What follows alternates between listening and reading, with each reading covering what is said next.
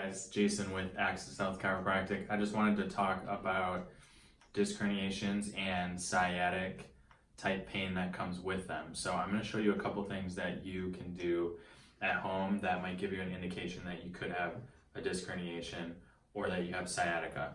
First, let's talk about what it is. So sciatica, think back of hip, back of hamstring, even all the way down to the foot, even to the toes, okay? So if you're having pain, usually you're gonna have back pain, and then one side you can have like shooting sharp pain down the back of your leg.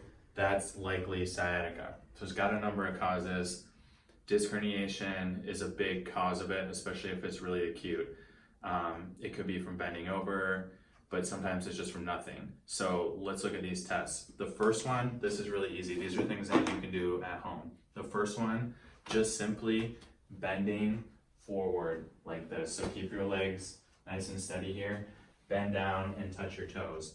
If you cannot get down that far, if it really creates excruciating pain when you bend forward, and if it creates that pain down the back of your leg, that is sciatica. If it creates pain in the front of your leg, that's something else. We're just talking about the back of the leg now. Bending forward, what it does is it compresses the disc a little bit, and so it can cause nerve root impingement and that sciatica, okay? So that's test one. Let's talk about test two. You can also do this one at home. Take a seat on a chair, on your couch, on your bed, somewhere where your feet are on the floor. Cross your arms over your chest like this. Look down on the floor. Curl forward, slump over a little bit, and then look for reproduction of that pain down the back of your leg. Now, if you don't get it with just this slumping posture, go ahead and straighten your leg and then flex your toe forward like that, okay? That puts the sciatic nerve on tension, so when we do that and do it on both sides, if it reproduces pain down the back of your leg, it's likely gonna be sciatic pain. Now make sure you look for a difference between just tightness and that sharp type of nerve pain. So it's gonna be sharp, shooting. It can be constant, but a lot of times it comes and goes very quickly. Sciatica is a pretty serious thing, especially when it comes with a disc herniation or a disc problem in general. There's a number of things that can cause it, but discs are kind of the big one that we always consider when you have something like sciatica. We talked about testing for sciatica, testing to see if you have it. Remember, pain down the back of the leg. If we look at this chart here, this is a distribution that it kind of follows right down the back of the leg here. There's a gap here, there's a gap here. A lot of times it's just continuous all the way through here, okay?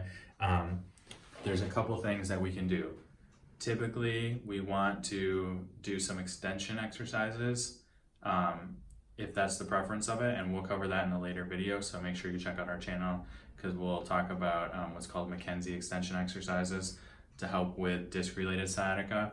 But I'm also going to show you a couple sciatic nerve flossing exercises that you can do at home before you go see anyone. Now, if it's really, really bad, make sure you go get checked out. If you have weakness, if you have numbness, tingling in the groin area, if you have change in your bowel or bladder symptoms, those are all things where you need to go see someone right away. Don't try to treat it at home. If it's new, it's just pain into the buttocks, into the back of the thigh, into the leg, then you're okay usually to try a couple things, but always err on the side of caution. So let's look at one of them here.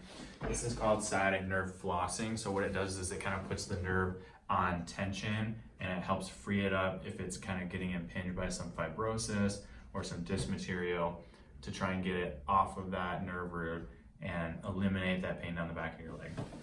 So what you want to do, let's say it's really bothering me in my left leg. So I'm going to bring my right leg up like this, just on your back, on the floor is fine. And you're going to simultaneously bring the affected leg up while you extend your head like that, and then return back down. So make sure you also bring your toes to your shin when you do it. So if you watch my foot, it's going to start in kind of a relaxed neutral position, and then as I go up, I'm going to bring my toes to my shin, and then I'm going to come back down. You're going to get hamstring tightness with this. Even if you don't have sciatica, I can feel it in myself. But what that does is it frees up that nerve root. So try like 10 or 15 of those. It may be a little bit uncomfortable. You don't want to push to the point where you're like really miserable and it really aggravates your complaint. That's too far. Just push up to it and then kind of back off a little bit. Now I'm going to show you another one that you can do on a side lying position. Same thing, it's flossing the sciatica. It might just be more comfortable for you to lay on that side. So what we're gonna do is we're gonna put the affected side up. So we'll stick with this left side here again. We're gonna lay right here on our side, legs on top of each other here.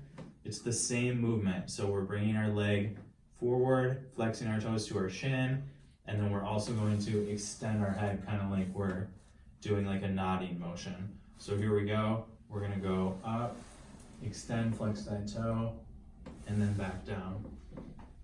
Again, extend, flex that toe, and then back down. If you have pain in your legs on both sides, that's a more serious concern too. So if you're finding, man, I gotta do this on both sides because I have shooting pain on both of your legs, go see somebody. That could be something more serious. But for most of us, this is gonna be a good thing for us to do. It can free it up a little bit. It's safe, it's conservative. A lot of times if it's just like a real quick thing that it doesn't seem like it's that big of a deal, we do some flossing, we stay active, walk, use some heat, something like that, we can knock it out. But I always advise, go see a chiropractor first because they're gonna do a good exam on it. They're not gonna push drugs on you right away. They will refer you if it's more serious and you need to go see somebody else, but a chiropractor is a great option to see. There's a lot of stuff we can do here in our office that can get you feeling better, typically pretty quickly. So hopefully that helps you guys out. Check out our other videos, subscribe down in the corner, and we'll try to put out some more content for you guys. Just talking about back, neck, joint. We'll even show some treatments and some dry needling too. So have a great day, guys.